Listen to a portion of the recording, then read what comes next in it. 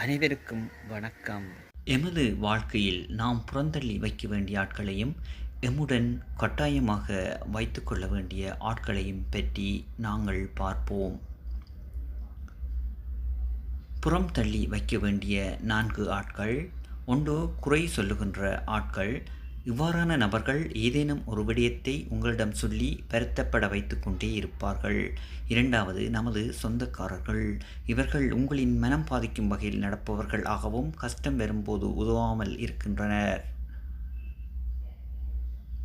3. நேரத்தை போக்குபவர்கள். ஒன்றுக்கும் உதவாத விடயத்தை சொல்லி நேரத்தை வீணடிப்பார்கள். உறுதிப்படுத்தப்படாத ஒரு விஷயத்தை சொல்லி புரளியை கிளப்புவார்கள். நேரம் உங்களுடைய வளம். அதை சரியான முறையில் திட்டமிடுதல் வேண்டும். 4. பொய் சொல்பவர்கள். இன்று எமது சூழலில் பொய் சொல்லாதவர்கள் யாருமே இருக்க மாட்டார்கள். ஆனால்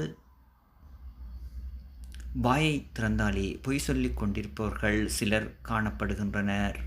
இவ்வாறான பண்பினை உடையவர்களிடமிருந்து நாம் கொஞ்சம் விலகியிருத்தல் வேண்டும். ஏனெனில் நமது வாழ்க்கையில் பாரிய பின்னடைவை இவை ஏற்படுத்தும்.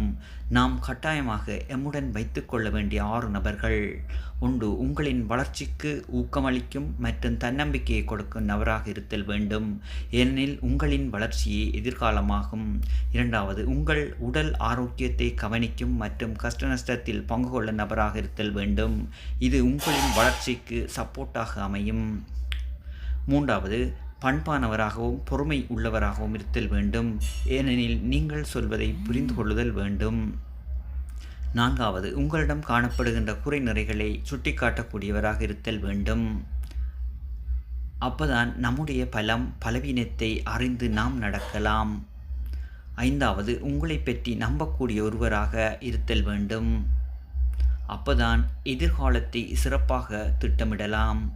6. நேசிக்கக்கூடியவர்களாக இருத்தல் வேண்டும். அப்பதான் உங்கள் பாசத்தை காட்டிக்கொள்ளலாம்.